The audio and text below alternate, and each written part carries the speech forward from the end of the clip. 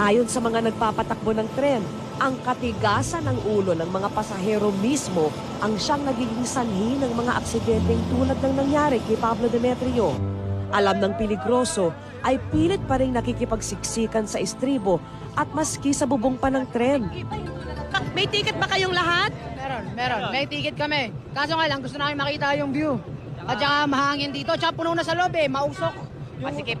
Pero hindi ba bawal dito? Di naman siguro kasi nandito eh. Puno na kasi. Pinagbawal, kaso mo talagang makukulit lang din kami dahil gusto namin mahangin dahil mainit doon eh. Kami pilit na pinagsusunod yung nasa guideline na yun. Kaya lang yung mga pasero, mapilit na sumasakay dyan sa itaas, lalo na kung puno na rito sa loob, pilit sila sumasakay sa itaas.